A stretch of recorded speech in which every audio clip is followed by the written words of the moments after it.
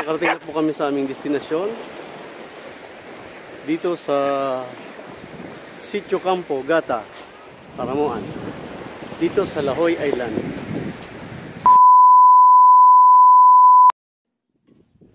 Good morning mga idol at mga igan. Pagpalang araw po sa ating lahat. Ngayon po ay araw po ng Sabado at pupunta po tayo sa Isla Lahoy sa Gata. Tara, samahan niyo po kami. Ang kasama ko palang babiyahe mga idol, yung aking anak at si Junior. Kaming tatlo babiyahe papunta sa isla. Tara. Yan mga idol, papunta na po kami sa labas ng kalsada. Babiyahe tayo papunta ng Bicol Port. Tara mga idol, samahan nyo kami sa aming biyahe.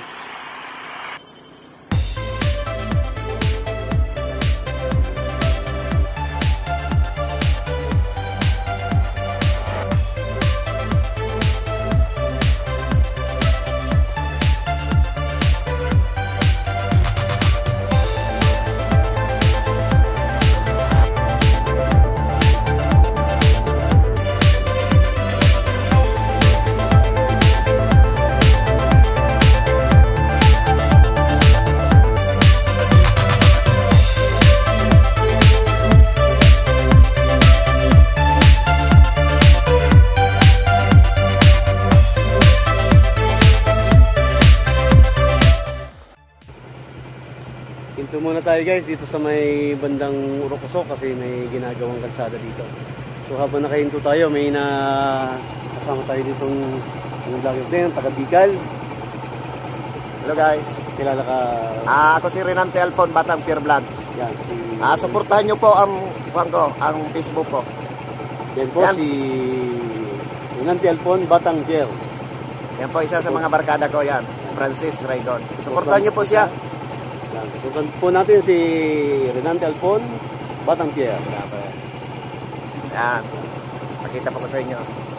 Yan po si Renante Alpon, Batang Pier. Suportahan po natin siya. Suportahan nyo po ang Facebook ko.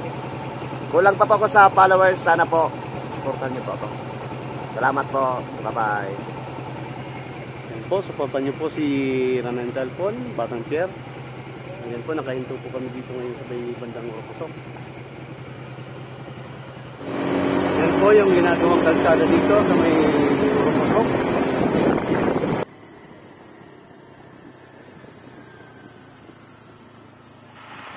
Yan po mga idol ang St. Anthony Parish Church dito sa Barangay Bicol, Caramuan. Nandito na tayo mga idol sa Bicol Port. Yan, malapit na po kami.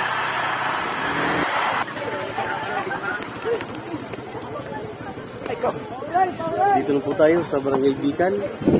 Ito po yung port ng Barangay Bicol dito sa Caramuan. Papunta po ng isla.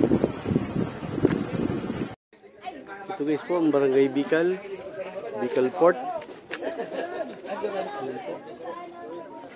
Dito po sumasakay yung papunta sa mga isla.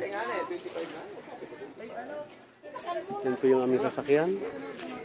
Yung bangka, may dala po yun is yung papa ko. Ito na po mga idol ang bangka naming sasakyan. Yan po si papa po ang kapitan ng bangka na yan. Guys, nakasakay na po kami sa bangka. Papunta na po kami sa isla.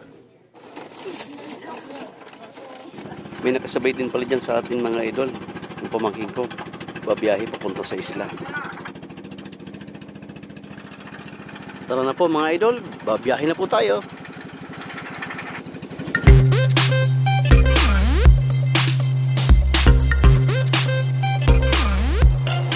Kita nyo idol ang bundok na yan. Yan po ang Mount Caglago ng Barangay Tabgun. At ito na mga idol ang Barangay Hapunan. Doon pala mga idol sa Mount Caglago nakatayo ang pinakamataas at pinakamalaking rebulto ni Mama Mary, ang Our Lady of Holy Rosary, dyan sa Barangay Tabgun. Kita nyo idol ang bundok na yan. Yan po ang Lahoy Island na ating pupuntahan. Ito naman po ang Sitio Pawikan, nasako po ng Barangay Gata. At yung white sand na yan mga idol, ang Basud Beach na laging binabalik-balikan ng mga turista. Malapit na pala tayo mga idol sa ating first destination. Ito po ang Barangay Gata, dito sa Lahoy Island. Yan mga idol, malapit na po kaming dumaong dito sa may gilid ng dagat sa Barangay Gata.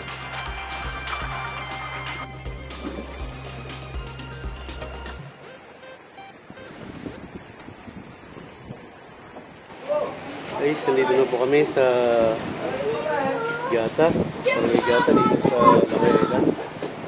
Hindi po ito mga idol ang ating final destination. Duman lang po tayo dito kasi may ayusin tayo. 2,000 years later.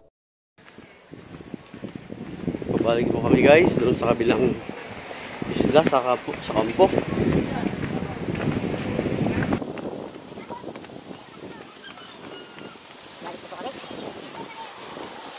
And guys, medyo maalo na po.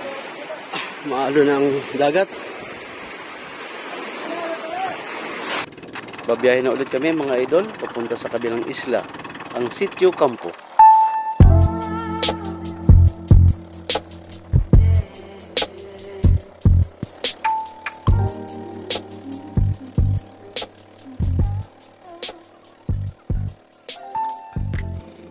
Kita niyo mga idol, ang aking anak enjoy na enjoy sa aming biyahe. Dati-rati kasi pag bumabiyahe kami, natutulog na siya. Aalis pa lang ang bangka sa Bicol Port, pupwesto na yan para matulog. At gigising naman yan pagpadaong na kami. Napansin niyo ba mga idol ang mga bato at lupa dito sa amin? Karamihan kulay pula. Iba din ang mga rock formation ng mga bato dito sa amin kumpara sa mga bato sa ibang lugar. Lighthouse naman yan mga idol, yung nakatayo na yan sa tuktok ng bundok. Yan po ang nag-guide dito sa mga mangingisda dito sa aming lugar. Napakaganda talaga mga idol at maaalog ka sa lahat ng lugar na madadaanan mo dito sa amin. Kung pagmamasdan sa malayuan, aakalain mo nga sa ibang bansa ka. Malapit na pala tayo mga idol sa ating pupuntahan. Ito na po ang ating final destination, ang Sitio Campo. Hello guys, nakarating na po kami sa aming destinasyon.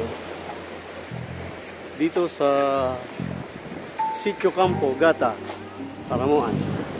Dito sa Lahoy Island. So, ito po, makapansin nyo ang dagat. Medyo malakas.